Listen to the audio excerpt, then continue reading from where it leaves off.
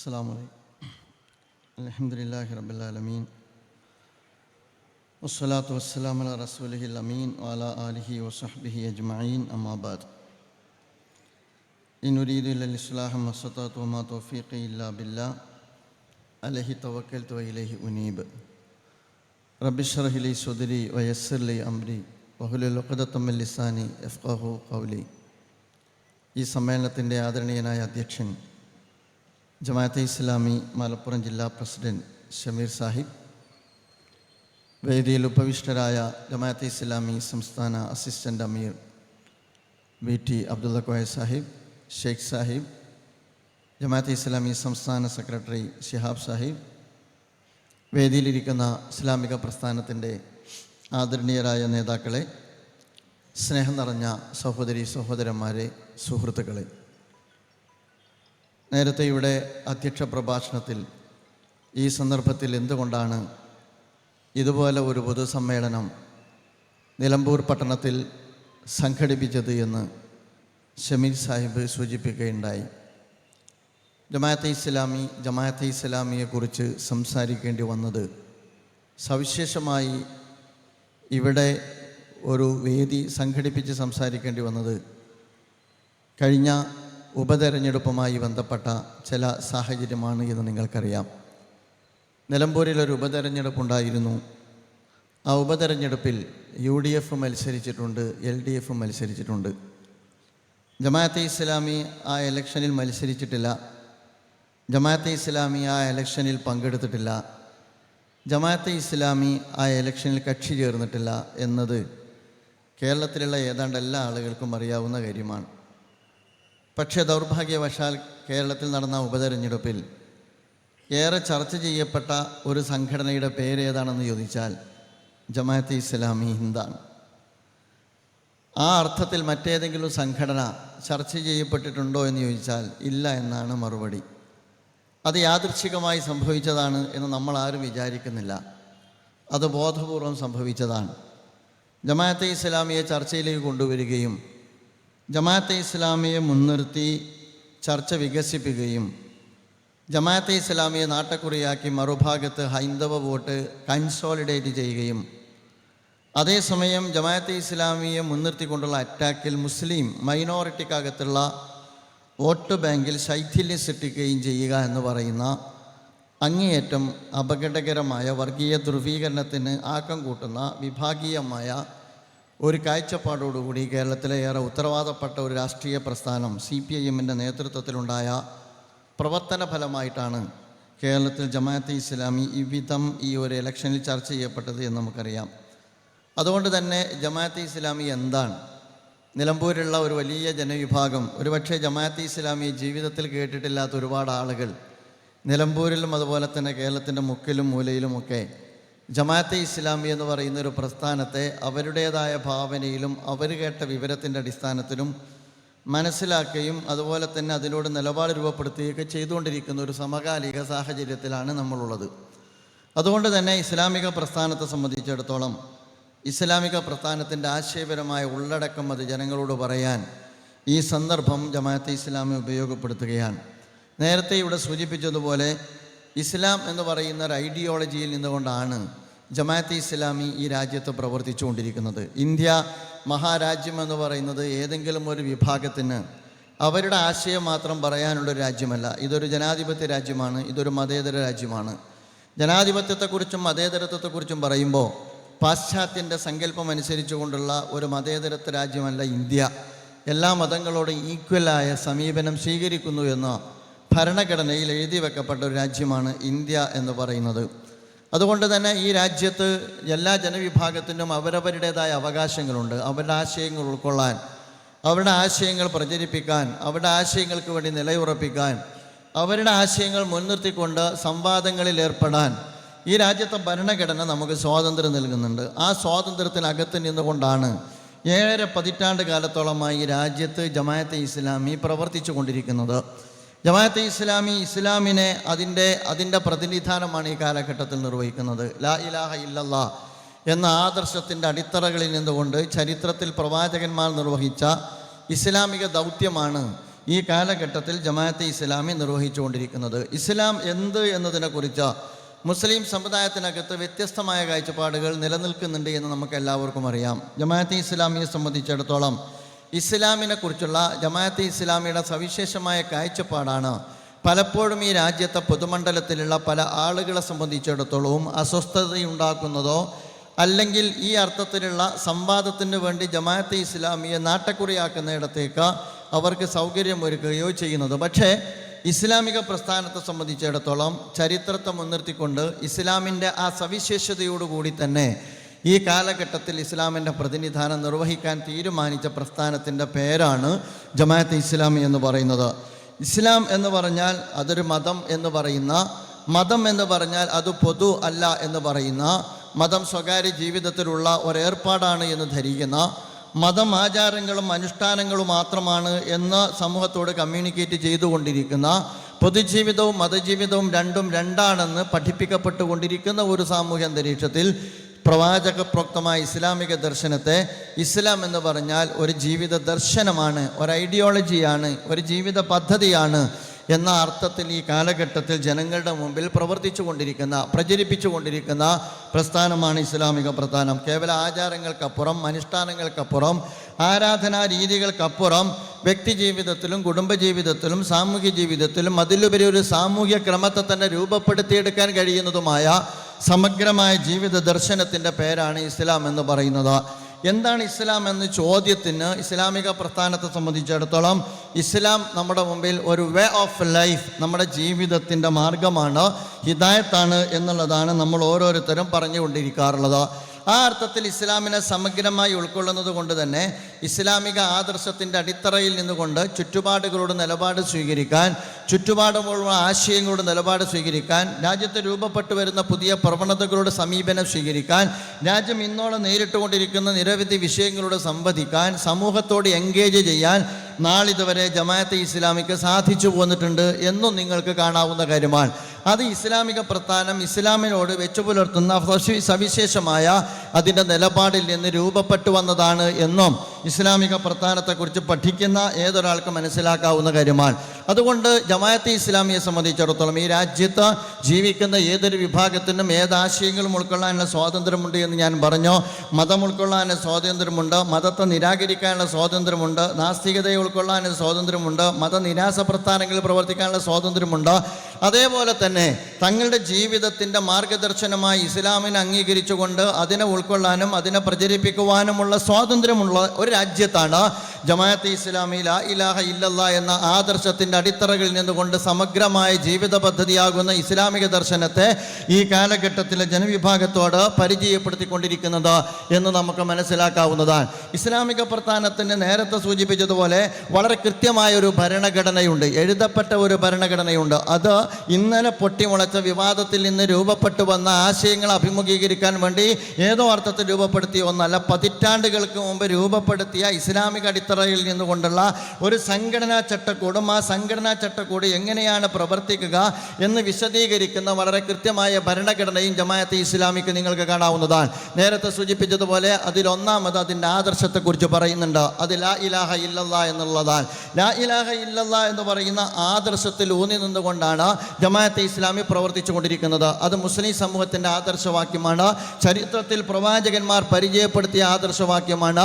ആ പ്രവാചകൻ റസൂലുള്ളാഹി സ്വല്ലല്ലാഹി അലൈഹി വസല്ലം വളരെ സുന്ദരമായി സമൂഹത്തിന് പരിചയപ്പെടുത്തുകയും വളരെ സമഗ്രമായി ലോകത്ത് ആവിഷ്കരിക്കുകയും ലോകം അംഗീകരിക്കുകയും ചെയ്ത ഒരാശയത്തിൻ്റെ പേരാണ് യഥാർത്ഥത്തിൽ ലാ ഇലാഹ ഇല്ലല്ലാ എന്ന ആദർശത്തിൽ നിന്ന് രൂപപ്പെടുത്തപ്പെട്ട ഇസ്ലാം എന്ന് പറയുന്ന ആശയം. അതുകൊണ്ട് ഇസ്ലാം എന്ന് പറയുന്ന ദർശനത്തിൻ്റെ അടിസ്ഥാനമായ ലാ ഇലാഹ ഇല്ലല്ലയാണ് ജമാഅത്തെ ഇസ്ലാമി അതിൻ്റെ അടിസ്ഥാനമായി സ്വീകരിച്ചിട്ടുള്ളത്, ആദർശമായി അംഗീകരിച്ചിട്ടുള്ളത്. അതുപോലെ തന്നെ ലക്ഷ്യം ഇഖാമത്തുദ്ദീനാണ്, നേരത്തെ ഇവിടെ വിശദീകരിച്ചോ. അതിൻ്റെ പ്രവർത്തന മാർഗവും വളരെ കൃത്യമായി ജമാഅത്തെ ഇസ്ലാമി പഠിപ്പിക്കുന്നുണ്ട്. ജമാഅത്തെ ഇസ്ലാമിയുടെ ഭരണഘടനയുടെ ഖണ്ഡിക 5 നിങ്ങളെടുത്ത് പരിശോധിച്ച് നോക്കിക്കഴിഞ്ഞാൽ ഖണ്ഡിക 5-ൽ 3 കാര്യങ്ങളാണ് പറയുന്നത്. ഏതൊരാൾക്കും അതെടുത്ത് പരിശോധിക്കാവുന്നതാണ്. ആ ഖണ്ഡിക 5-ൽ ഒന്നാമത് പറയുന്നത് ഈ പ്രസ്ഥാനത്തിൻ്റെ അടിസ്ഥാനം ഖുർആനും സുന്നത്തുമായിരിക്കും എന്നുള്ളതാണ്. അതിലാർക്കാണ് വിയോജിക്കാൻ കഴിയുക? രണ്ടാമത് ജമാഅത്തെ ഇസ്ലാമിയുടെ പ്രവർത്തന മാർഗവുമായി ബന്ധപ്പെട്ട രണ്ടാമത്തെ ഖണ്ഡികയിൽ പറയുന്നത് ജമാഅത്തെ ഇസ്ലാമി അതിൻ്റെ ലക്ഷ്യം സാധിച്ചെടുക്കുന്നിടത്ത് വിശുദ്ധമല്ലാത്ത അവിശുദ്ധമായ അല്ലെങ്കിൽ അധാർമികമായ ഒരു രീതികളും സ്വീകരിക്കുകയില്ല എന്നുള്ളതാണ്. ലക്ഷ്യം എത്ര പവിത്രമാണോ, സാമൂഹ്യ മാറ്റത്തിന് വേണ്ടി ദൈവിക ദർശനത്തെ പരിചയപ്പെടുത്തുക എന്ന് പറയുന്ന ലക്ഷ്യം എത്ര പവിത്രമാണോ അതുപോലെ ആ ലക്ഷ്യത്തിലേക്കുള്ള പ്രയാണവും പവിത്രമായിരിക്കണം, ധാർമ്മികമായ പരിധികൾ പാലിച്ചുകൊണ്ടുള്ളതായിരിക്കണമെന്ന് ജമാഅത്തെ ഇസ്ലാമിയുടെ ഭരണഘടനയുടെ ഖണ്ഡികയിലെ 5-ലെ 2-ാമത്തെ വാചകത്തിൽ പറയുന്നുണ്ട്. മൂന്നാമതായി അതിൻ്റെ ഖണ്ഡിക 5-ൽ തന്നെ പറയുന്ന മൂന്നാമത്തെ കാര്യം, ഇസ്ലാമിക പ്രസ്ഥാനം അതിൻ്റെ പ്രവർത്തന മാർഗത്തിൽ സമാധാനപരവും രചനാത്മകവുമായ രീതിയാണ് സ്വീകരിക്കുക എന്നുള്ളതാണ്. പ്രിയമുള്ള സുഹൃത്തുക്കളെ, ഇതാണ് ഇന്ത്യ രാജ്യത്ത് പ്രവർത്തിച്ചു കൊണ്ടിരിക്കുന്ന ഇസ്ലാമിക പ്രസ്ഥാനത്തിൻ്റെ പ്രവർത്തന സ്വഭാവം, അതിൻ്റെ ലക്ഷ്യം, അതിൻ്റെ പ്രവർത്തന രീതി എന്ന് പറയുന്നത്. നിങ്ങൾക്കറിയാം, അതിനൊക്കെ പുറമെ 7.5 പതിറ്റാണ്ട് കാലത്തെ ഇസ്ലാമിക പ്രസ്ഥാനത്തിൻ്റെ ജീവിതാനുഭവങ്ങൾ ഇവിടെയുണ്ട്. ആ ചന്ദ്രനിലല്ല, അതുപോലെ തന്നെ വേറെ ഏതോ ദ്വീപിലല്ല ജമാഅത്തെ ഇസ്ലാമിയുടെ പ്രവർത്തകർ ജീവിച്ചു കൊണ്ടിരിക്കുന്നത്. ഇന്ത്യ രാജ്യത്താണ് ജീവിച്ചു കൊണ്ടിരിക്കുന്നത്. ഇന്ത്യ രാജ്യത്ത്, കേരളത്തിൽ മാത്രമല്ല, ഇന്ത്യ രാജ്യത്തെ ഒട്ടുമിക്ക സംസ്ഥാനങ്ങളിലും ജമാഅത്തെ ഇസ്ലാമിയുടെ പ്രവർത്തനങ്ങൾ നടന്നു വന്നുകൊണ്ടിരിക്കുന്നുണ്ട്. നമ്മുടെ ഭരണകൂടങ്ങൾക്ക് അതിൻ്റെ എല്ലാ ഏജൻസികൾക്കും പരിശോധിക്കാവുന്ന രീതിയിൽ ജമാഅത്തെ ഇസ്ലാമി അവരുടെ മുമ്പാകെയുണ്ട്. ഞാൻ പറയുന്നത് ആ അർത്ഥത്തിൽ 7 പതിറ്റാണ്ടിൻ്റെ ചരിത്രം എന്ന് പറയുന്നതാണ് ജമാഅത്തെ ഇസ്ലാമിയുടെ ഏറ്റവും വലിയ ക്രെഡിബിലിറ്റി എന്ന് സൂചിപ്പിക്കാൻ ഞാൻ ആഗ്രഹിക്കുകയാണ്.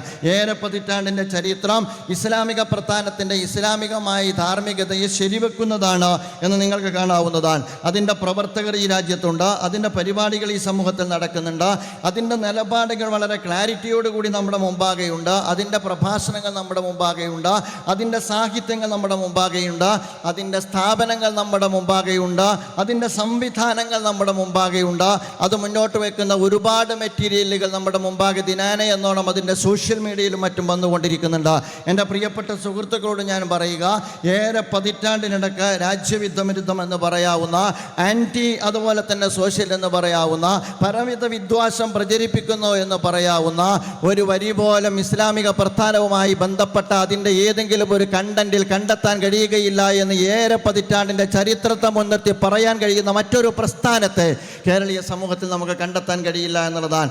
അത്ര കൃത്യതയിൽ ഒരു പ്രസ്ഥാനം അതിൻ്റെ പ്രവർത്തകരെ വളർത്തിയെടുത്തു എന്നുള്ളതാണ്. പക്ഷേ അതിൽ നിന്നെല്ലാം ഇതെല്ലാം ഉണ്ടായിരിക്കുകയാണ് വളരെ ബോധപൂർവം ഈ രാജ്യത്തെ ഉത്തരവാദപ്പെട്ട ഒരു രാഷ്ട്രീയ പ്രസ്ഥാനം ജമാഅത്തെ ഇസ്ലാമിയെ ഭീകരവൽക്കരിച്ചുകൊണ്ട് മറുഭാഗത്ത് തങ്ങളുടെ ലക്ഷ്യം നേടാൻ ശ്രമിച്ചുകൊണ്ടിരിക്കുന്നത്. കേരളത്തിൽ നിങ്ങൾ ആലോചിച്ച് നോക്കുക, ഈ നിലമ്പൂരിലും അത് തന്നെയാണ് സംഭവിച്ചത്. നമ്മൾ ശ്രദ്ധിച്ചോ, RSSനോട് സമീകരിച്ചുകൊണ്ടാണ്. RSS എന്ത് എന്നറിയാത്തവരല്ല CPM.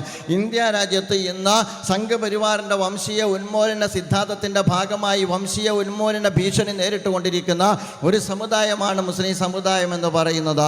ഇവിടെ മോബ് ലിഞ്ചിങ് നടത്തിക്കൊണ്ടിരിക്കുന്നത് അവരാണ്, മസ്ജിദുകൾ തകർത്തുകൊണ്ടിരിക്കുന്നത് അവരാണ്, അതുപോലെ തന്നെ ഈ രാജ്യത്ത് ഗർവാപ്പസി നടത്തിക്കൊണ്ടിരിക്കുന്നത് അവരാണ്, അതുപോലെ തന്നെ ഈ രാജ്യത്ത് ഒരുപാട് അപകടകരമായ പൗരത്വ നിയമം നടപ്പാക്കിക്കൊണ്ടിരിക്കുന്നത് അവരാണ്. ഈ അർത്ഥത്തിൽ രാജ്യത്തിൻ്റെ നിയമങ്ങളെ വെല്ലുവിളിച്ചുകൊണ്ട് രാജ്യത്തെ മൈനോറിറ്റിക്ക് നേരെ അവരുടെ ജീവിതത്തെ അരക്ഷിതാവസ്ഥയിലേക്ക് തള്ളിയിട്ടുകൊണ്ടിരിക്കുന്ന സംഘപരിവാറിനോട് ഈ രാജ്യത്തെ മൈനോറിറ്റിയെ ഉപമിക്കുക, ഈ രാജ്യത്തെ ജമാഅത്തെ ഇസ്ലാമിയെ ഉപമിക്കുക എന്ന് പറയുന്നിടത്ത് യഥാർത്ഥത്തിൽ CPM നിർവഹിച്ചുകൊണ്ടിരിക്കുന്നത്, ഇടതുപക്ഷം നിർവഹിച്ചുകൊണ്ടിരിക്കുന്നത് സംഘപരിവാറിന് വേരോട്ടം കിട്ടാത്ത കേരളീയ മണ്ണിൽ സംഘപരിവാറിന് വേരോട്ടം നേടിക്കൊടുക്കുക എന്നുള്ളതാണ്. നിലമ്പൂർ തന്നെ നിങ്ങളെടുത്ത് പരിശോധിച്ച് നോക്കുക.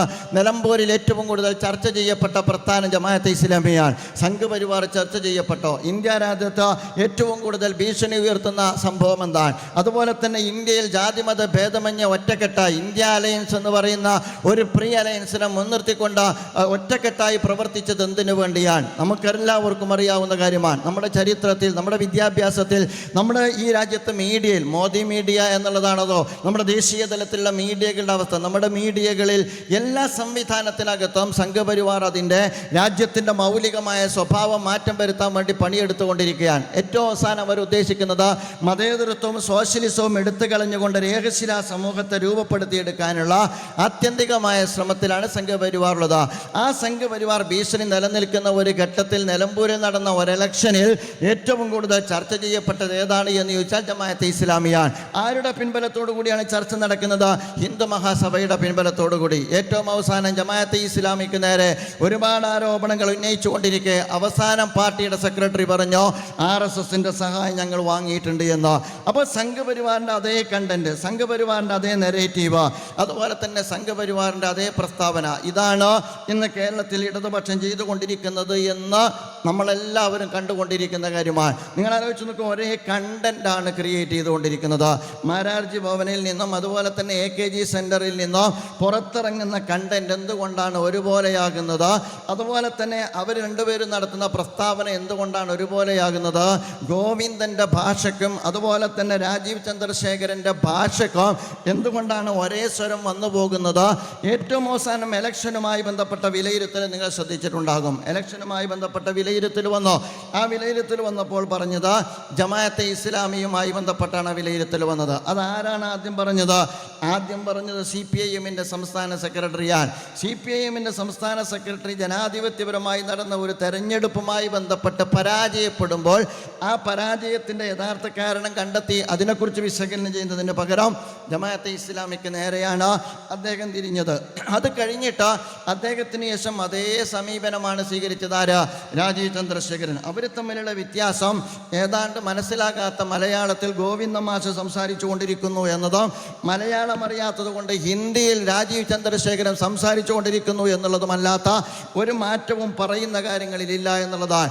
ഏറ്റവും അവസാനം അദ്ദേഹം ഡൽഹിയിൽ പോയി പത്രസമ്മേളനം നടത്തി. ഡൽഹിയിൽ പോയിട്ട് പത്രസമ്മേളനം നടത്തിയത് CPM ഇവിടെ പറഞ്ഞുകൊണ്ടിരിക്കുന്ന അതേ ആരോപണം തന്നെയാണ്. അതുകൊണ്ട് പ്രിയമുള്ള സുഹൃത്തുക്കളെ, പഴയതുപോലെയല്ല. ഈ കാലഘട്ടത്തിൻ്റെ ഒരു പ്രത്യേകത ആളുകൾക്ക് കാര്യങ്ങൾ മനസ്സിലാക്കാനുള്ള ശേഷിയുണ്ട് എന്നുള്ളതാണ്. ആളുകൾ വായിക്കുന്നവരാണ് എന്നുള്ളതാണ്. ആളുകൾ കാര്യങ്ങൾ പഠിക്കുന്നവരാണ് എന്നുള്ളതാണ്. പച്ചക്കള്ളമാണ് നമ്മുടെ രാജ്യത്ത് പ്രചരിപ്പിച്ചു കൊണ്ടിരുന്നത്. ഞാൻ നിൽക്കുന്ന ഈ വേദിയിലാണ് കേരളത്തിൻ്റെ ബഹുമാന്യനായ മുഖ്യമന്ത്രി പ്രഭാഷണം നടത്തിയത്. അദ്ദേഹത്തോടുള്ള എല്ലാ ആദരവും നിലനിർത്തിക്കൊണ്ട് തന്നെ പറയട്ടെ, അദ്ദേഹത്തിൻ്റെ പ്രഭാഷണത്തിൽ അദ്ദേഹം പറഞ്ഞ കാര്യം എന്താ? അദ്ദേഹം ഇവിടെ പ്രസംഗിച്ച എല്ലാ പ്രസംഗത്തിലും ജമാഅത്തെ ഇസ്ലാമിയെ കുറിച്ച് കല്ല് വെച്ച കള്ളം കേരളത്തിൻ്റെ മുഖ്യമന്ത്രി സംസാരിച്ചു എന്ന് പറയേണ്ടി വന്നതിൽ എനിക്ക് വിഷമമുണ്ട്. പക്ഷെ കള്ളം പറഞ്ഞാൽ കള്ളം പറഞ്ഞു എന്നല്ലേ അദ്ദേഹത്തെക്കുറിച്ച് പറയാൻ പറ്റുകയുള്ളൂ. അദ്ദേഹം നടത്തിയ സ്റ്റേറ്റ്മെൻറ്റ് നിങ്ങളൊക്കെ കേൾക്കേണ്ട സ്റ്റേറ്റ്മെൻറ്റാണ്. അദ്ദേഹം പറഞ്ഞു, രാജ്യത്ത് ഇലക്ഷൻ നടന്ന ഒരു ഘട്ടത്തിൽ കാശ്മീരിൽ BJPക്കൊപ്പം ജമാഅത്തെ ഇസ്ലാമി നിന്നു എന്നുള്ളതാണ്. കാശ്മീരിൽ BJPക്കൊപ്പം ജമാഅത്തെ ഇസ്ലാമി നിന്നോ? ഒന്നുകിൽ അദ്ദേഹത്തിന് തെറ്റി, അല്ലെങ്കിൽ അദ്ദേഹത്തിന് തെറ്റ് അദ്ദേഹത്തിൻ്റെ PR ഏജൻസികൾ എഴുതി കൊടുത്തു എന്ന് പറയേണ്ടതായിട്ട് വരും. ജമാഅത്തെ ഇസ്ലാമിയെ സംബന്ധിച്ചിടത്തോളം ഇന്ത്യൻ ജമാഅത്തെ ഇസ്ലാമിക്ക് കാശ്മീരിൽ ഘടകങ്ങളില്ല എന്നതാണ് അതുമായി ബന്ധപ്പെട്ട ഒന്നാമത്തെ തെറ്റ്. രണ്ടാമത്, ജമാഅത്തെ ഇസ്ലാമിയെ സംബന്ധിച്ചിടത്തോളം അവിടെ നിരോധിക്കപ്പെട്ട സംഘടനയാണ് അവിടെയുള്ള ജമാഅത്തെ ഇസ്ലാമി എന്നതാണ് രണ്ടാമത്തെ വിഷയം. മൂന്നാമത്തെ ഒരു വിഷയം, അവിടെ സ്ഥാനാർത്ഥിയായി NDAക്ക് കാൻഡിഡേറ്റ് ഉണ്ടായിരുന്നു. അഥവാ CPIM-ൻ്റെ തരിഗാമി മത്സരിച്ച കാശ്മീരിലെ അവരുടെ CPM സ്ഥാനാർത്ഥിക്കെതിരെ NDAയുടെ സ്ഥാനാർത്ഥി ഉണ്ടായിരുന്നു. ആ സ്ഥാനാർത്ഥിക്ക് നിരോധിക്കപ്പെട്ട ജമാഅത്തെ ഇസ്ലാമി പിന്തുണ കൊടുത്തിട്ടില്ല എന്നതാണ് മൂന്നാമത്തെ വസ്തുത. നാലാമത്തെ വസ്തുത, ഒരു സ്വതന്ത്ര സ്ഥാനാർത്ഥിയെയാണ് നിരോധിക്കപ്പെട്ട ജമാഅത്തെ ഇസ്ലാമിയുടെ പ്രവർത്തകർ പിന്തുണ കൊടുത്തത് എന്നുള്ളതാണ്. ഏറ്റവും അടിസ്ഥാനപരമായി ഇന്ത്യൻ ജമാഅത്തെ ഇസ്ലാമിക്ക് കാശ്മീരിൽ ഘടകമില്ല എന്നിടത്ത് നിന്ന് തുടങ്ങുന്ന അബദ്ധത്തിൻ്റെ മുകളിൽ കെട്ടിപ്പൊക്കപ്പെട്ട പച്ചക്കള്ളം ഒരു മുഖ്യമന്ത്രി ഒരിടത്ത് പറയാം. അദ്ദേഹം ഒരിടത്ത് മാത്രമല്ല പറഞ്ഞത്, അടുത്ത വേദികളിലെല്ലാം അദ്ദേഹം അത് പ്രഭാഷണം നടത്തുകയുണ്ടായി. നിങ്ങൾ ആലോചിച്ച് നോക്കൂ, കേരളത്തിൽ ജമാഅത്തെ ഇസ്ലാമി എന്ന് പറയുന്നത് ഒരു ചെറിയ പ്രസ്ഥാനമാണ്. നമ്മൾ അതിനെക്കുറിച്ച് അങ്ങനെ തന്നെയാണ് മനസ്സിലാക്കുന്നത്. പക്ഷേ ഞാൻ പറയുക, ഈ ചെറിയ പ്രസ്ഥാനമാണ് എങ്കിലും അതിൽ CPM-നേക്കാൾ വലിയ സത്യസന്ധത പുലർത്തുന്ന ഒരു പ്രസ്ഥാനമായതുകൊണ്ടാണ് ഈ വിഷയത്തിൽ സത്യസന്ധമായ നിലപാട് നമുക്ക് സ്വീകരിക്കേണ്ടതായിട്ട് വരുന്നത്. നിങ്ങൾ ആലോചിച്ച് നോക്കുക, ഗോവിന്ദ മാഷ് പ്രഭാഷണം നടത്തി. അദ്ദേഹം നടത്തിയ പ്രഭാഷണങ്ങൾ മുഴുവൻ നിങ്ങൾ ശ്രദ്ധിച്ചു നോക്കുക. അതിനകത്ത് അദ്ദേഹം പറഞ്ഞത്, പെഹൽഗാമിൽ ആക്രമണം നടന്നപ്പോൾ ഒരു ജനതയെ ഇന്ത്യ വിരുദ്ധരാക്കാൻ നോക്കുക, അഥവാ CPIM എന്ന് പറയുന്ന ഒരു വർഗരഹിത ഒരു പ്രസ്ഥാനം, വർഗരഹിത എന്നിടത്ത് നിന്ന് വർഗീയതയിലേക്കുള്ള പരിണാമം ഈ അർത്ഥത്തിൽ സംഭവിച്ചു കൊണ്ടിരിക്കുന്നു എന്നുള്ളതാണ്. അദ്ദേഹം പറഞ്ഞ ഒരു പ്രധാനപ്പെട്ട കാര്യം, ജമാഅത്തെ ഇസ്ലാമി അല്ലാത്ത എല്ലാ സംഘടനകളും, അതല്ലെങ്കിൽ പഹൽഗാമിൽ ആക്രമണം നടന്നപ്പോൾ എല്ലാ മുസ്ലിം സംഘടനകളും അതിനോട് പ്രതികരിച്ചു. അതിനോട് പ്രതികരിക്കാത്ത ഏക മുസ്ലിം സംഘടന ജമാഅത്തെ ഇസ്ലാമിയാണ് എന്ന് അദ്ദേഹം പറഞ്ഞു. സ്വാഭാവികമായും തൊട്ടടുത്ത ദിവസം തന്നെ നമ്മൾ കേസ് കൊടുത്തു. കേസ് കൊടുത്ത ഘട്ടത്തിലാണ് അദ്ദേഹം മാറ്റി പറയുന്നത്. ഞാൻ ചോദിക്കുന്നത്, ജമാഅത്തെ ഇസ്ലാമിയെ പോലുള്ള ഒരു പ്രസ്ഥാനത്തിൻ്റെ പേരിൽ തെറ്റ് പ്രസംഗിച്ചിട്ട് അഥവാ പച്ചക്കള്ളം പ്രസംഗിച്ചിട്ട് തൊട്ടടുത്ത ദിവസം കേസ് വരുമ്പോൾ മാറ്റി പറയേണ്ടി വരുന്ന ഗതികേട് ഒരുപക്ഷെ ഇതുവരെ ഒരു CPM സംസ്ഥാന സെക്രട്ടറിക്കും ഉണ്ടായിട്ടുണ്ടാവില്ല എന്നാണ് ഞാൻ വിചാരിക്കുന്നത്. ആ അർത്ഥത്തിൽ നാണം കെട്ട സ്വഭാവത്തിൽ പച്ചക്കള്ളൻ തങ്ങളുടെ രാഷ്ട്രീയ താല്പര്യത്തിന് വേണ്ടി കേരളത്തിലെ മൈനോറിറ്റിക്കകത്ത് മൈനോറിറ്റിയായ ഒരു സംഘടനയ്ക്ക് നേരെ നിരന്തരമായി ഉന്നയിച്ചു കൊണ്ടിരിക്കുക. എൻ്റെ പ്രിയമുള്ള സുഹൃത്തുക്കളെ, അതുകൊണ്ട് തീരുന്നുണ്ടോ? അതുകൊണ്ട് തീരുന്നില്ല. ജമാഅത്തെ ഇസ്ലാമിയുമായി ബന്ധപ്പെട്ട് മാത്രമാണോ CPM ഈ ശ്രമം നടത്തിക്കൊണ്ടിരിക്കുന്നത്? ഒരു നിലമ്പൂർ ഇലക്ഷനുമായി ബന്ധപ്പെട്ട് മാത്രമാണോ? അല്ല. CPIഎമ്മിനെ സംബന്ധിച്ചിടത്തോളം CPIഎം കുറച്ചു കാലമായി കേരളത്തിൽ നടത്തിക്കൊണ്ടിരിക്കുന്ന ഒരു സോഷ്യൽ എഞ്ചിനീയറിങ്ങിൻ്റെ ഏറ്റവും സ്വാഭാവികമായ തുടർച്ചയാണ് ഇത് എന്ന് നമ്മൾ മനസ്സിലാക്കേണ്ടതുണ്ട്. ഗവൺമെൻറ്റിനോട് വിയോജിക്കാൻ പാടില്ല, CPIഎമ്മിനോട് വിയോജിക്കാൻ പാടില്ല, മൈനോറിറ്റിക്ക് പോലും വിയോജിക്കാൻ പാടില്ല. അവരുടെ തന്നെ അടിസ്ഥാന ഗ്രന്ഥത്തിൽ പറഞ്ഞ ഒരുതരം ഡിക്റ്റേറ്റർഷിപ്പ് ഈ കേരളത്തിൽ CPIഎം നടപ്പാക്കുന്നുവോ എന്ന് തോന്നിപ്പോകുന്നതാണ്. തങ്ങൾക്ക് നേരെയുള്ള വിയോജിപ്പുകൾക്ക് നേരെ ഇന്ന് CPIഎം പുലർത്തിക്കൊണ്ടിരിക്കുന്ന സമഗ്രാധിപത്യ നിലപാട് എന്ന് നിങ്ങൾ മനസ്സിലാക്കണം. ആരെങ്കിലും CPIഎമ്മിനോട് വിയോജിച്ചാൽ അത് മുസ്ലിം മൈനോറിറ്റിയിൽപ്പെട്ട ആളുകളാണ് എങ്കിൽ യഥാർത്ഥത്തിൽ അവർക്ക് നേരെ അവരിട്ടിരിക്കുന്ന പേര് വർഗീയവാദി എന്നുള്ളതാണ്, അല്ലെങ്കിൽ തീവ്രവാദികൾ എന്നുള്ളതാണ്, അതല്ലെങ്കിൽ ഏറ്റവും അവസാനം അത് താലിബാനിസ്റ്റ് എന്നുള്ളതാണ്. എന്താണ് താലിബാനിസം എന്നുള്ളതോ, അതുപോലെ തന്നെ എന്താണ് തീവ്രവാദത്തിൻ്റെ നിർവചനം എന്നുള്ളതോ, എന്താണ് വർഗീയവാദത്തിൻ്റെ നിർവചനം എന്നുള്ളതോ നമുക്കെല്ലാവർക്കും അറിയാവുന്ന കാര്യമാണ്. അത് CPIഎമ്മിന് നന്നായിട്ട് അറിയാം.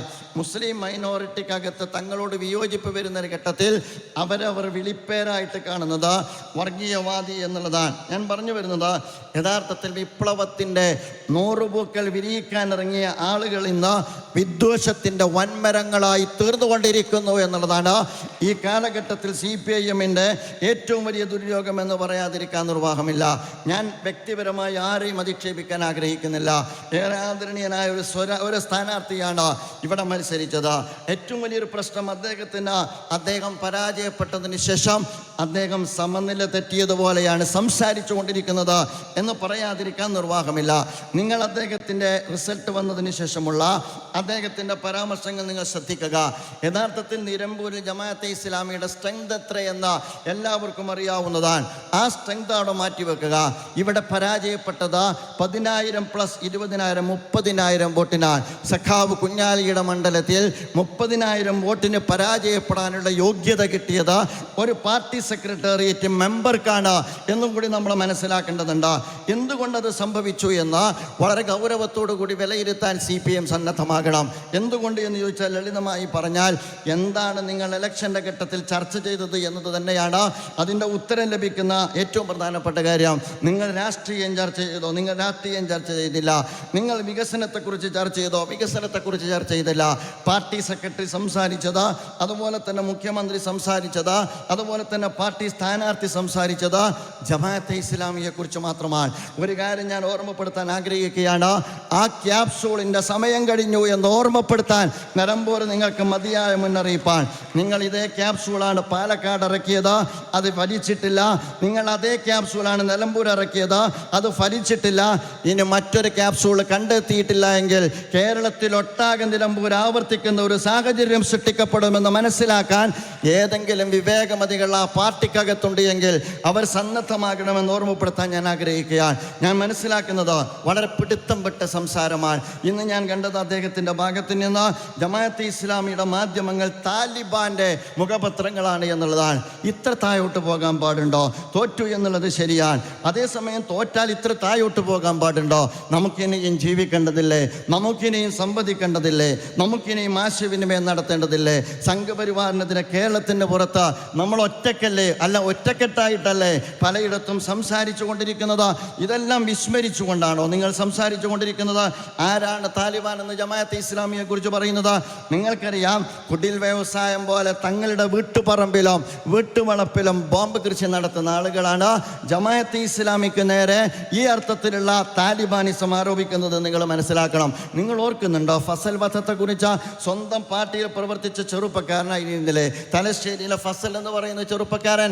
ആ ചെറുപ്പക്കാരൻ പാർട്ടി വിട്ട് തൊട്ടപ്പുറത്തേക്ക് പോയപ്പോൾ എന്താണ് ചെയ്തത്? വളരെ നിഷ്ഠൂരമായി ഫസലിനെ കൊലപ്പെടുത്തി എന്ന് എന്നുള്ളത് മാത്രമല്ല, വിട്ടുപോകുന്നവർക്കൊക്കെ യഥാർത്ഥത്തിൽ മുർത്തദ്ദുകളെ വെട്ടിക്കൊലപ്പെടുത്തുക എന്നുള്ള നിയമം നടപ്പാക്കിക്കൊണ്ടിരിക്കുന്നത് കേരളത്തിൽ CPIM ആണ് എന്ന കാര്യം നമുക്കെല്ലാവർക്കും അറിയാവുന്ന കാര്യമാണ്. സ്വന്തം പാർട്ടിയിൽ നിന്നൊരുത്തം പുറത്തു പോയാൽ അവനെ എത്ര എന്നുള്ളത് വേറെ നമ്മൾ കണക്കാക്കേണ്ടതാണ്. അത് പാർട്ടി കണക്കാക്കിയിട്ട് വകവരുത്തുന്ന ടീമാണ്. അവരാണ് നമ്മോട് താലിബാനിസത്തെക്കുറിച്ച് പറയുന്നത്. ഫസൽ വധിക്കപ്പെട്ടതിന് ശേഷം ചെയ്തത് എന്താണെന്ന് ചോദിച്ചാൽ, ഫസലിൻ്റെ രക്തപങ്കിലമായ വസ്ത്രത്തിൻ്റെ അംശം ഒരു RSSകാരൻ്റെ വീട്ടിൻ്റെ മുമ്പ് കൊണ്ടുപോയിട്ടോ. എന്തിനാണെന്ന് നിങ്ങൾക്കറിയാമോ? തലശ്ശേരി കലാപത്തിൻ്റെ നടുക്കുന്ന ഓർമ്മകൾ നമ്മളിപ്പോഴും നമ്മളെ വിട്ടുപിരിഞ്ഞിട്ടില്ല. ആ തലശ്ശേരി കലാപത്തിൻ്റെ മുറിവിടക്കാൻ ഒരുപാട് കാലമെടുത്തു ഈ കേരളത്തിന്. ആ കേരളത്തിൽ തങ്ങൾ കൊലപ്പെടുത്തിയ ഫസലിൻ്റെ കൊലക്കുറ്റത്തിൽ പ്രതികളായ ആളുകളെ രക്ഷപ്പെടുത്താൻ വേണ്ടി വീണ്ടും ഒരു ഹിന്ദു മുസ്ലിം കലാപത്തിന് വിത്തുമാകാൻ വേണ്ടി RSSകാരൻ്റെ വീട്ടുമുറ്റത്തിന് അടുത്ത് കൊണ്ടുപോയിട്ട് ഫസലിൻ്റെ രക്തപങ്കിലമായ ഒരു വസ്ത്രത്തിൻ്റെ അംശം കൊണ്ടുപോയിട്ട് കലാപത്തിന് കോപ്പ് കൂട്ടാൻ നേതൃത്വം കൊടുത്ത നിങ്ങളാണ് ഞങ്ങളോട് താലിബാനിസത്തെക്കുറിച്ച് പറയുന്നത്.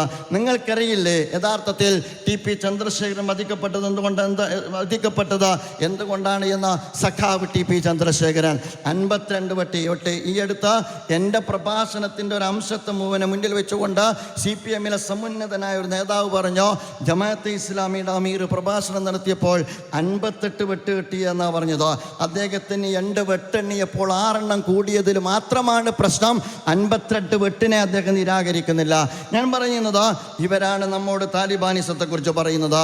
ഏറ്റവും അവസാനം നിങ്ങൾ ആലോചിച്ച് നോക്കുക, എത്ര ഹീനമായ വർഗീയ രാഷ്ട്രീയമാണ് ഇവർ കളിച്ചുകൊണ്ടിരിക്കുന്നത്. ഈ വടകര ഇലക്ഷൻ നടന്നു, അവിടെ മുരളിയാണെങ്കിൽ നടക്കാത്ത ചർച്ച അവിടെ നടന്നു. ഏറ്റവും അവസാനം ഈ പറയുന്ന നാദാപുരത്തിൻ്റെയും അതുപോലെ തന്നെ വടകരയുടെയും തെരുവോരങ്ങളെ വർഗീയാജ്ഞ ആളിക്കത്തിക്കുന്ന സ്വഭാവത്തിൽ കാഫർ സ്ക്രീൻഷോട്ട് അതിലൂടെ അടിച്ചു പുറത്തിറക്കുന്ന സാഹചര്യം ഉണ്ടായി. ഞാൻ പറഞ്ഞു വരുന്നത്, പ്രിയമുള്ളവരെ, അവരെന്തായാലും ജമാഅത്തെ ഇസ്ലാമിക്ക് വർഗീയതയെക്കുറിച്ച് ക്ലാസ് എടുക്കേണ്ടതില്ല എന്ന് സാന്ദർഭികമായി ഓർമ്മപ്പെടുത്താൻ ഞാൻ ആഗ്രഹിക്കുകയാണ്.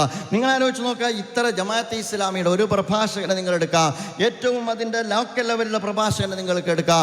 ആ പ്രഭാഷണത്തിൽ എവിടെയെങ്കിലും നിങ്ങൾക്ക് കാണാൻ കഴിയുമോ പരമത വിദ്വേഷം പ്രചരിപ്പിക്കുന്ന ഒരു വർത്തമാനം, അപരനെ മോശമായി ചിത്രീകരിക്കുന്ന ഒരു വർത്തമാനം? നിങ്ങൾക്കറിയാമോ അദ്ദേഹത്തിൻ്റെ ഭാഷയിൽ ഈ അടുത്ത് വന്നൊരു പ്രയോഗമുണ്ട്, ജമാഅത്തെ ഇസ്ലാമിയുടെ കടയിൽ ഇപ്പോൾ ഹിന്ദു പേരിന് വലിയ മാർക്കറ്റാണ്. ഞാൻ പറയുന്നത് ഇത്ര തരം താഴരുത് എന്നാണ്. ഞങ്ങൾക്കതറിയില്ല എന്ന് പറയാൻ ഞാൻ ആഗ്രഹിക്കുകയാണ്. ജമാഅത്തെ ഇസ്ലാമിയുടെ കടയിൽ ഹിന്ദു പേരുകൾക്ക് വലിയ വിലയാണ് എന്നാണ് അദ്ദേഹം പറഞ്ഞത്. ഇത്ര വർഗീയമായി സംസാരിക്കാൻ കേരളത്തിൽ ഞാൻ പറയുന്നു കെ സുരേന്ദ്രന് പോലും കഴിയില്ല എന്ന് ഓർമ്മപ്പെടുത്താൻ ഞാൻ ആഗ്രഹിക്കുകയാണ്. നിങ്ങൾ ആലോചിച്ച് നോക്കുക, ശരിയാണ് സുഹൃത്തുക്കളെ, ജമാഅത്തെ ഇസ്ലാമിയുടെ വിദ്യാഭ്യാസ സ്ഥാപനത്തിൽ, ജമാഅത്തെ ഇസ്ലാമിയുടെ മാധ്യമ സ്ഥാപനത്തിൽ, അതുപോലെ തന്നെ ജമാഅത്തെ ഇസ്ലാമിയുടെ തൊഴിലിടങ്ങളിൽ ഹൈന്ദവ സുഹൃത്തുക്കളുണ്ട്, ക്രൈസ്തവ സുഹൃത്തുക്കളുണ്ട്, കമ്മ്യൂണിസ്റ്റ് സഖാക്കളുണ്ട്. ഞാൻ വളരെ കൃത്യമായി പറയുന്നു, കമ്മ്യൂണിസ്റ്റ് സഖാക്കളുണ്ട്. ഞങ്ങൾ അവരുടെ കാഴ്ചപ്പാടിനെ മാനിക്കുന്നു, അവരുടെ ആശയങ്ങൾ മാനിക്കുന്നു, ഞങ്ങളുടെ ഒരു മതകാഴ്ചപ്പാടിനെ മാനിക്കുന്നു. അതേസമയം ഞങ്ങൾ മെറിറ്റിൻ്റെ അടിസ്ഥാനത്തിലാണ് അവരെ ഞങ്ങൾ ഉപയോഗപ്പെടുത്തിക്കൊണ്ടിരിക്കുന്നത്.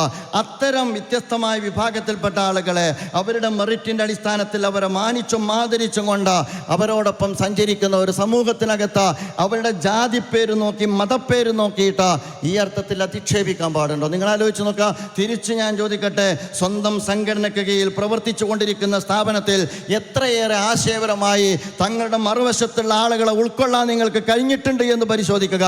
ഞാൻ പറയുന്നു, CPIM സ്വന്തത്തോട് വെച്ചു പുലർത്തുന്നതിനേക്കാൾ ഉയർന്ന ജനാധിപത്യ മര്യാദ പുലർത്തുന്ന പ്രസ്ഥാനത്തിൻ്റെ പേരാണ് ജമാഅത്തെ ഇസ്ലാമി എന്ന് ഓർമ്മപ്പെടുത്താൻ ആഗ്രഹിക്കുകയാണ്. ജമാഅത്തെ ഇസ്ലാമി അങ്ങനെയാണ്. ജമാഅത്തെ ഇസ്ലാമിക്കാരെ മാത്രം ഉപയോഗിച്ചുകൊണ്ട് പ്രവർത്തിക്കുന്ന പ്രസ്ഥാനമല്ല.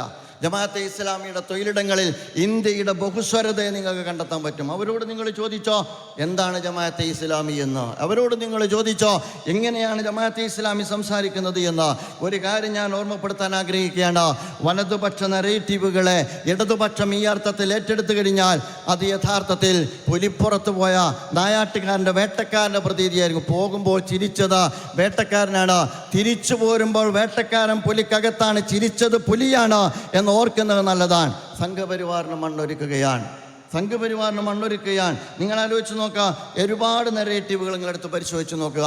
പ്രിയങ്ക ഗാന്ധിയുമായി ബന്ധപ്പെട്ട് പറഞ്ഞത് എന്താ? പ്രിയങ്ക ഗാന്ധിക്ക് പിന്നിൽ വർഗീയവാദികളാണ്. പൗരത്വ ആധാര ഏറ്റെടുത്തത് അത് ദേശീയ പത്രങ്ങൾ ഏറ്റെടുത്തോ? പൗരത്വ സമരത്തിന്റെ പിന്നിലാരാൻ? പൗരത്വ സമരത്തിൽ ജമാഅത്ത് ഈ രാജ്യത്ത് തീവ്രവാദികൾ നുഴഞ്ഞു കയറിയിരിക്കുന്നു. അത് പിന്നീട് ഏറ്റെടുക്കുന്നത് ഇന്ത്യയിലെ പ്രധാനമന്ത്രിയാണ്. ഇന്ത്യയിലെ പ്രധാനമന്ത്രി പറഞ്ഞു കേരളത്തിലെ പൗരത്വ സമരത്തിനകത്ത് തീവ്രവാദികൾ നുഴഞ്ഞു കയറിയിരിക്കുന്നു എന്ന്. ലവ് ജിഹാദ് ആരാണ് ഏറ്റെടുത്തത്? ലവ് ജിഹാദ് ഇവിടെ നിന്ന് പുറപ്പെടുകയും അതിനെ പിന്നീട് ഏറ്റെടുക്കുന്നത് നിങ്ങൾക്കറിയാം യോഗി ആദിത്യനാഥാണ്. അതേപോലെ തന്നെ മെക്സവൻ എന്ന് പറയുന്ന ഒരു വ്യായാമ മുറയുണ്ട്. മെക്സവൻ എന്ന് പറയുന്ന വ്യായാമ മുറ വന്നപ്പോൾ അതുമായി ബന്ധപ്പെട്ട മവാദം, അതിൻ്റെ പിന്നിലും ജമാഅത്തെ ഇസ്ലാമിയാൻ. ഇന്നതൊരു ട്രോളായി മാറിയിട്ടുണ്ട്.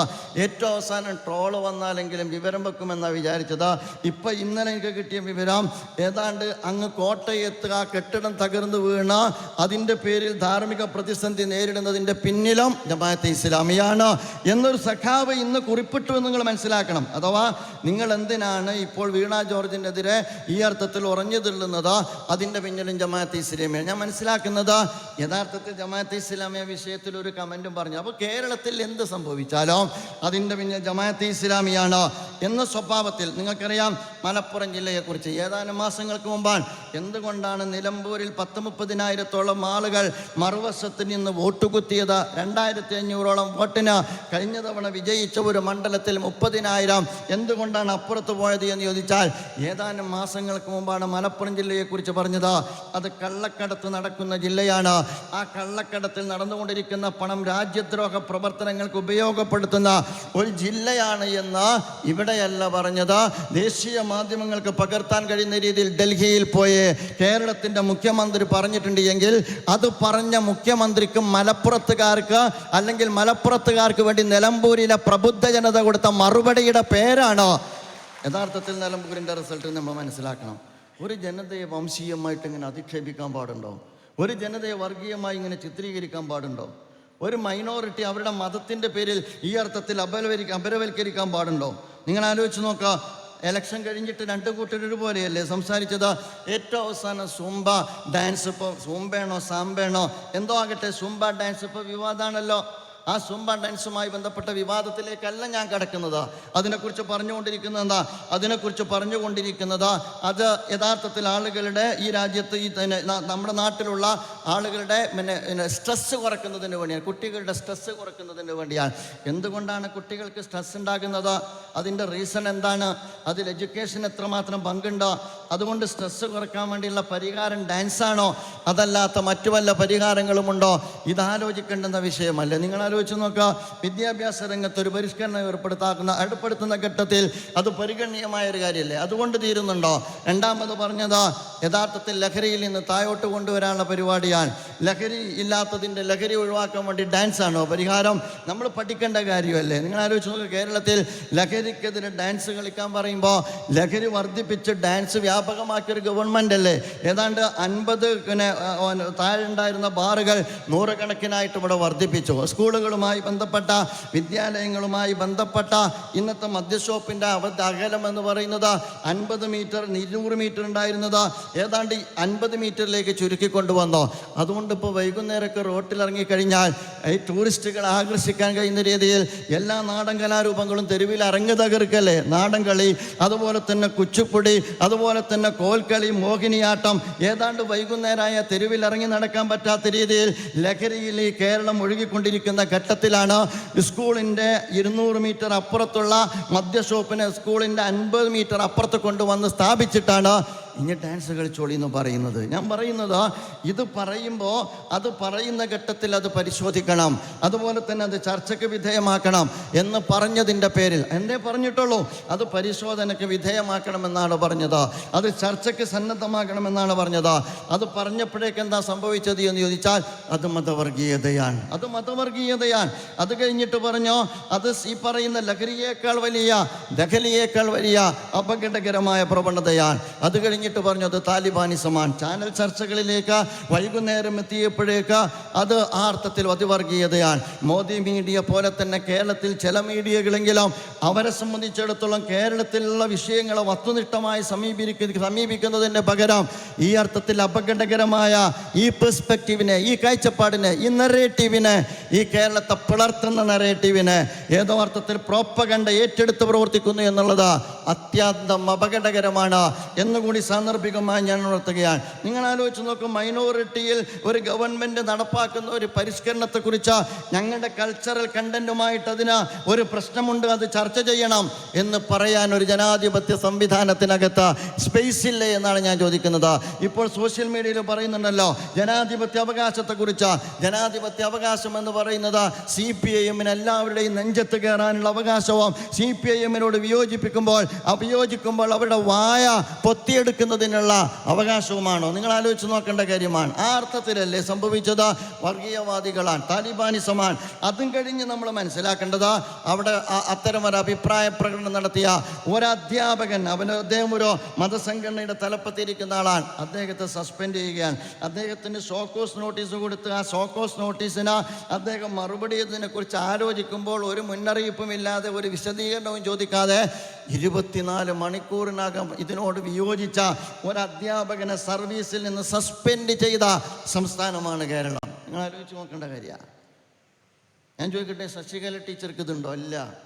ഏതാണ്ട് കേരളത്തിൽ ഹേറ്റ് സ്പീച്ച് നിരന്തരമായി നടത്തിക്കൊണ്ടിരിക്കുന്ന ഒരുപാട് ആളുകളുണ്ട്. പൂഞ്ഞാറിൽ നിന്ന് ഒരാളുണ്ട്, അതുപോലെ തന്നെ വിവിധ ദിക്കുകളിൽ നിന്ന് ഒരാളുണ്ട്. ആർക്കെങ്കിലും ഇത്തരത്തിലുള്ള 24 മണിക്കൂർ കൊണ്ട് അവരെ ആക്ഷൻ വരുന്ന സ്വഭാവത്തിലുള്ള എന്തെങ്കിലും ഉണ്ടായിട്ടുണ്ടോ? ഇല്ല. അതുകൊണ്ടാണ് പറയുന്നത് ഗവൺമെൻറ്റിൻ്റെ ഭാഗത്ത് നിന്ന്, CPIM-ൻ്റെ ഭാഗത്ത് നിന്ന് ഇതൊരു മദർ റിപ്പബ്ലിക് അല്ല എന്ന് ചോദിക്കുകയുണ്ടായി. ഇതൊരു മദർ റിപ്പബ്ലിക് അല്ല. അപ്പോൾ മൈനോറിറ്റിയുടെ ഭാഗത്ത് നിന്ന് വരുന്ന പ്രതികരണത്തെ എന്തുകൊണ്ടാണ് കമ്മ്യൂണലായി ചിത്രീകരിക്കുന്നത്? നിങ്ങൾക്കറിയോ, ജെൻഡർ ന്യൂട്രാലിറ്റി സ്കൂളുകളിൽ നടപ്പാക്കുന്ന ഒരു ഘട്ടത്തിൽ വെള്ളാപ്പള്ളി നടേശൻ എന്ന് പറയുന്ന സമുദായത്തിലെ ഈഴവ കമ്മ്യൂണിറ്റിയുടെ തലപ്പത്തിരിക്കുന്ന ഒരാൾ പറഞ്ഞു, ആണും പെണ്ണും ഒരുമിച്ചിരിക്കലും ഒരുമിച്ച് കളിക്കലും ഒരുമിച്ച് നടക്കലും പാശ്ചാത്യൻ്റെ സംസ്കാരമാണ്, അത് കേരളത്തിലേക്ക് കൊണ്ടുവരേണ്ടതില്ല എന്ന് വെള്ളാപ്പള്ളി നടേശൻ പറഞ്ഞപ്പോൾ നടേശൻ സാറിൻ്റെ മുഖത്ത് നോക്കിയിട്ട് ഇത് പറയാൻ ഏതെങ്കിലും കമ്മ്യൂണിസ്റ്റ് നേതാക്കന്മാർക്ക് കഴിയോ? NSSനോട് പറയോ? SNDP-യോട് പറയോ? സഭകളോട് പറയോ? മൈനോറിറ്റിക്ക് നേരെ തന്നെയുള്ള ഈ അപരവൽക്കരണ സിദ്ധാന്തം മുന്നിൽ വെച്ചുകൊണ്ടുള്ള ഈ വിവേചനപരമായ സമീപനമാണ് യഥാർത്ഥത്തിൽ അത്യന്തം അപകടകരമെന്ന് പറയുന്നത്. അതുകൊണ്ട് ഞാൻ പറയുക, CPM ഡെവലപ്പ് ചെയ്യുന്ന ഈ നെറേറ്റീവ് യഥാർത്ഥത്തിൽ CPM-ന് തന്നെ യഥാർത്ഥത്തിൽ അപകടം വിതക്കുന്നതാണ് എന്ന് സാന്ദർഭികമായി, നിങ്ങൾ വിതക്കുന്നത് കൊയ്തെടുക്കുന്നത് നിങ്ങളല്ല, സംഘപരിവാറായിരിക്കുമെന്ന് സാന്ദർഭികമായി സൂചിപ്പിക്കാൻ ഞാൻ ആഗ്രഹിക്കുന്നു. കഴിഞ്ഞ 9 വർഷത്തെ നിങ്ങളെടുത്ത് പരിശോധിച്ച് നോക്കുക. കഴിഞ്ഞ 9 വർഷം കൊണ്ട് കേരളത്തിൽ എന്തുണ്ടായി എന്ന് ചോദിച്ചാൽ ഞാൻ പറയുക, കേരളത്തിൻ്റെ സോഷ്യൽ ഫാബ്രിക് തകർന്നു എന്നുള്ളതാണ്. കേരളത്തിൻ്റെ സോഷ്യൽ ഫാബ്രിക്കിന്, സാമൂഹ്യ ഘടനയ്ക്ക് പോറലേറ്റു എന്നുള്ളതാണ്. രണ്ടാമതായി, കേരളത്തെ സംബന്ധിച്ചിടത്തോളം കേരളം ഒരു ഇസ്ലാമിക് ഫോബിക് സംസ്ഥാനമായി മാറി എന്നുള്ളതാണ്. മൂന്നാമത്, യഥാർത്ഥത്തിൽ കേരളത്തിലെ പ്രബല കമ്മ്യൂണിറ്റിയായ മുസ്ലിം കമ്മ്യൂണിറ്റിക്കും ക്രൈസ്തവ കമ്മ്യൂണിറ്റിക്കും ഇടയിൽ ശൈഥില്യം സൃഷ്ടിക്കപ്പെട്ടു എന്നുള്ളതാണ്. നാലാമതായി, അത്യന്തം വർഗീയമായി ചിന്തിക്കുന്ന കാസ എന്ന് പറയുന്ന ഒരു സംഘടനാ രൂപം വളരുകയും ജനിക്കുകയും എന്നിട്ട് വളരുകയും ചെയ്തു എന്നുള്ളതാണ്. അഞ്ചാമതായി, കേരളത്തിൻ്റെ പുറത്ത് സംഘപരിവാറിൻ്റെ നേതൃത്വത്തിൽ നടക്കാറുള്ളത് പോലെയുള്ള ഹെയ്റ്റ് സ്പീച്ച് കേരളത്തിൻ്റെ തെരുവ് മുഴുവൻ നടത്താനുള്ള സ്വാതന്ത്ര്യം, കയറൂരി വിടുന്ന സ്വാതന്ത്ര്യം കേരളത്തിലെ ആഭ്യന്തര വകുപ്പിൻ്റെ ഭാഗത്ത് നിന്ന് ഈ കേരളീയ സമൂഹത്തിന് കിട്ടി എന്നുള്ളതാണ്. ഞാൻ പറയുന്നത്, ഇത്തരമൊരു സാഹചര്യത്തെ, ഇത് ജമാഅത്തെ ഇസ്ലാമിയുടെ പ്രശ്നമല്ല.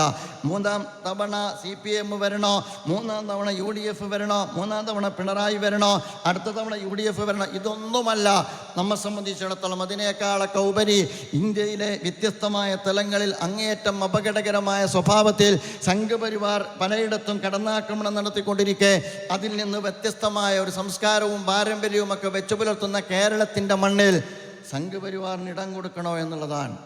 സംഘപരിവാറിന് ഇടം കൊടുക്കുന്ന, സംഘപരിവാറിന് മണ്ണൊരുക്കുന്ന, സംഘപരിവാറിന് അനുകൂലമായ നരേറ്റീവുകൾ സംഘപരിവാറിനെ പോലും പിന്നിലാക്കുന്ന സ്വഭാവത്തിൽ CPM കേരളത്തിൽ രൂപപ്പെടുത്തിക്കൊണ്ടിരിക്കുന്നു എന്നുള്ളതാണ്. ഒരൊറ്റ കാര്യം കൂടി പറഞ്ഞ് ഞാൻ അവസാനിപ്പിക്കുകയാണ്. ഞാൻ പറയാൻ പോകുന്ന ഒരൊറ്റ കാര്യം എന്ന് പറയുന്നത്, ഇത് ഒറ്റക്കെട്ടായി നേരിടേണ്ട കാര്യമാണ്. ഒറ്റക്കെട്ടായി നേരിടേണ്ട കാര്യം നിങ്ങൾ ശ്രദ്ധിച്ചോ എന്ന് എനിക്കറിഞ്ഞുകൂടാ. ഇന്ന് കേരളത്തിൽ മതസാമൂഹ്യ സംഘടനകൾ ഒരുമിച്ച് നിന്ന് ഇത്തരത്തിലുള്ള വർഗീയ ധ്രുവീകരണ പ്രവണതയെ ചെറുക്കുമ്പോൾ അതിനെ CPIM സംഘപരിവാറിൻ്റെ അതേ നെറേറ്റീവിലാണ് നേരിടുന്നത്. അതേസമയം തന്നെ മുസ്ലിം കമ്മ്യൂണിറ്റിക്കകത്ത് നിന്നും സമാനമായ സ്വഭാവത്തിൽ ഈ കേരളീയ സമൂഹത്തിൽ തന്നെ ഇത്തരത്തിൽ മഴുത്തായായി വർത്തിക്കുന്ന ചില മതസംഘടന, ചില എന്ന് പറയുന്നില്ല, ചില മതസംഘടനകൾ ഉണ്ട് എന്ന് സൂചിപ്പിക്കാൻ ഞാൻ ആഗ്രഹിക്കുകയാണ്. കുഴപ്പമൊന്നുമില്ല.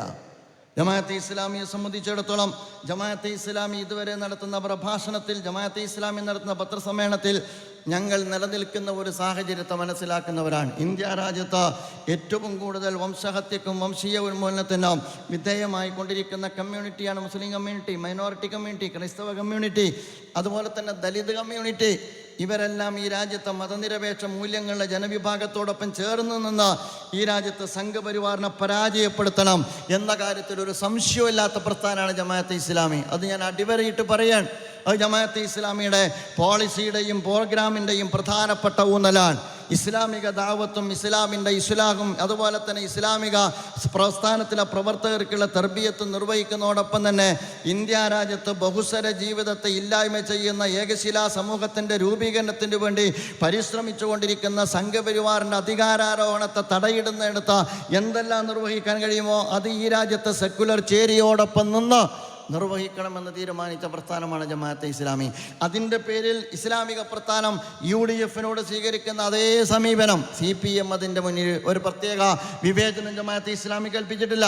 CPIM ആണെങ്കിലും കോൺഗ്രസ് ആണെങ്കിലും ദള്ളാണെങ്കിലും മറ്റ് രാഷ്ട്രീയ പാർട്ടികളാണെങ്കിലും സംഘപരിവാറിനെതിരെ ഏതാണോ പിടിച്ചു നിർത്താൻ പറ്റുന്ന സംവിധാനമുള്ളത് അതിൻ്റെ കൂടെ നിന്ന് സംഘപരിവാറിൻ്റെ പരാജയം ഉറപ്പുവരുത്തണം എന്ന് തീരുമാനിച്ച പ്രസ്ഥാനമാണ് ജമാഅത്തെ ഇസ്ലാമി. ആ സമീപനം ഇന്നും ദേശീയ തലത്തിൽ നടപ്പാക്കിക്കൊണ്ടിരിക്കുന്ന പ്രസ്ഥാനമാണ് ജമാഅത്തെ ഇസ്ലാമി.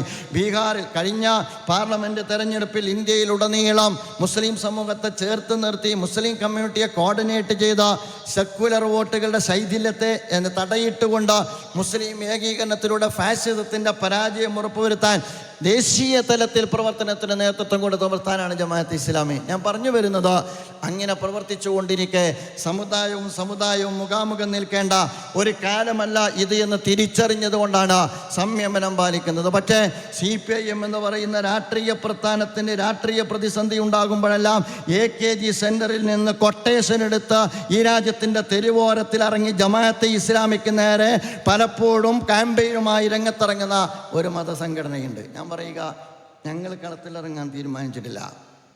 ഞങ്ങൾ കളി അറിയാത്തത് കൊണ്ടല്ല. പക്ഷേ ഇത് തുടരാനാണ് ഭാവമെങ്കിൽ ഞങ്ങളായിട്ട് ഗാലറിയിൽ ഇരിക്കണമെന്ന് തീരുമാനിച്ചിട്ടുമില്ല എന്ന് സാന്ദർഭികമായി ഉണർത്താൻ ഞാൻ ആഗ്രഹിക്കുകയാണ്. ഞങ്ങൾക്ക് കളി നന്നായിട്ടറിയാം. മാത്രമല്ല, മടിയിൽ കനമുള്ളവരും മടിയിൽ കനമില്ലാത്തവരും തമ്മിൽ അങ്ങോട്ടും ഇങ്ങോട്ടും പറയാൻ തുടങ്ങിയാൽ മടിയിൽ കനമുള്ളവർക്ക് വല്ലാതെ മുന്നോട്ട് പോകാൻ കഴിയില്ല എന്ന് കൂടി സാന്ദർഭികമായി ഉണർത്താൻ ഞാൻ ആഗ്രഹിക്കുകയാണ്. അതല്ല ഈ കാലത്ത് വേണ്ടത്.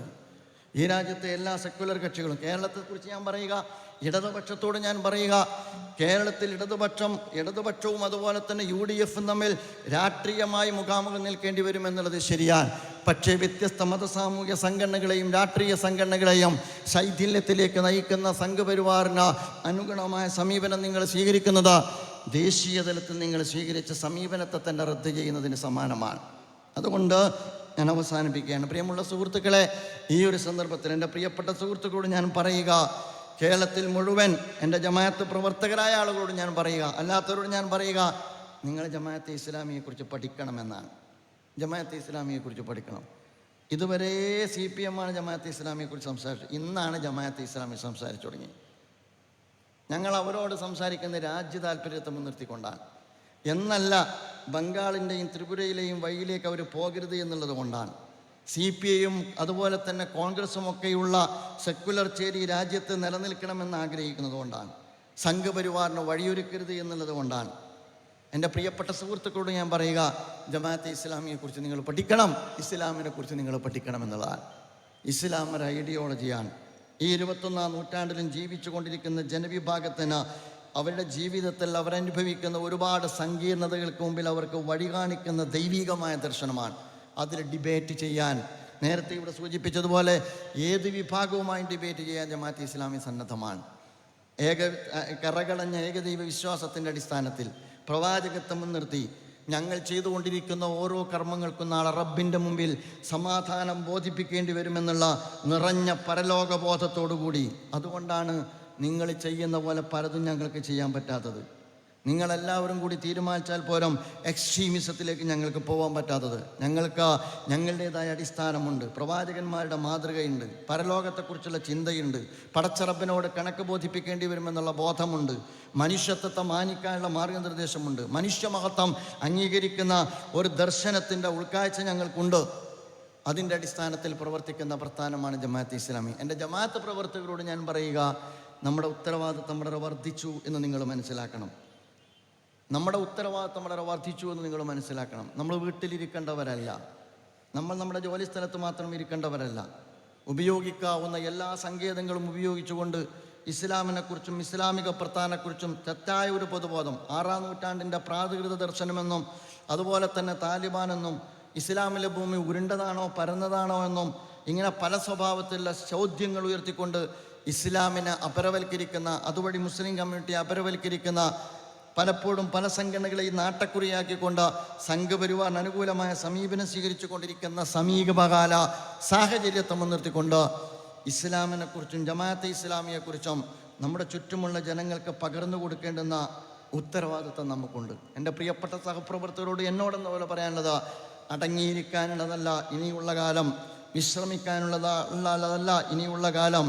അങ്ങേയറ്റം ഇസ്ലാമോഫോബിക്കായ ഒരു സ്റ്റേറ്റിനകത്ത് നിന്നുകൊണ്ട് ഇസ്ലാമിൻ്റെ സൗന്ദര്യത്തെ സമൂഹത്തിന് മുമ്പാകെ പകർന്നു കൊടുക്കാൻ, ആ ഇസ്ലാമിൻ്റെ സൗന്ദര്യത്തെ ജീവിതത്തിൽ ആവിഷ്കരിക്കാൻ കാലം നമ്മോട് താല്പര്യപ്പെടുന്നു. ആ കാലത്തിൻ്റെ താല്പര്യത്തെ, തേട്ടത്തെ മുഖവിലക്കെടുത്തുകൊണ്ട്, ആ ആശയത്തെ നെഞ്ചേറ്റിക്കൊണ്ട്, അതിൻ്റെ സമകാലിക പ്രസക്തി മനസ്സിലാക്കിക്കൊണ്ട് അതിൽ ഓരോരുത്തരുടെയും ഉത്തരവാദിത്വം നിർവഹിക്കുമെന്ന ദൃഢ പ്രതിജ്ഞയെടുത്തുകൊണ്ടാണ്, അള്ളാഹുവിനെ മുൻനിർത്തിക്കൊണ്ടുള്ള പ്രതിജ്ഞ എടുത്തുകൊണ്ടാണ് നാം ഈ വേദി വിടേണ്ടത്. നമുക്ക് വിയോജിപ്പ് ആരോടുമല്ല, നമ്മുടെ വിയോജിപ്പ് ജാഹിലിയത്തിനോടാണ്. ഈ കാലഘട്ടത്തിൽ നമ്മുടെ സവിശേഷമായ വിയോജിപ്പ് സംഘപരിവാറിനോടാണ്. ആ സംഘപരിവാർ വിരുദ്ധ പോരാട്ടത്തെ ദുർബലപ്പെടുത്തുന്ന ഒന്നിനോടും നമ്മെ സംബന്ധിച്ചിടത്തോളം വഴങ്ങാൻ സന്നദ്ധമല്ല. നാഥൻ അനുഗ്രഹിക്കുമാറാകട്ടെ. പരമകാരുണികനും കരുണാനിധിയുമായ അള്ളാഹുവിൻ്റെ തിരുനാമത്തിൽ ഈ സമ്മേളനത്തിൻ്റെ ഉദ്ഘാടനം നിർവഹിച്ചതായി ഞാൻ അറിയിച്ചുകൊണ്ട് ഞാൻ എൻ്റെ വാക്കുകൾക്ക് വിരാമിടുന്നു. വാഹിർ ദഅ്വാനാ അൽഹംദുലില്ലാഹി റബ്ബിൽ ആലമീൻ. അസ്സലാമു അലൈക്കും വറഹ്മത്തുള്ളാഹി വബറകാതുഹു. വംശീയാധിക്ഷേപങ്ങൾക്കെതിരെ, വർഗീയ ധ്രുവീകരണത്തിനെതിരെ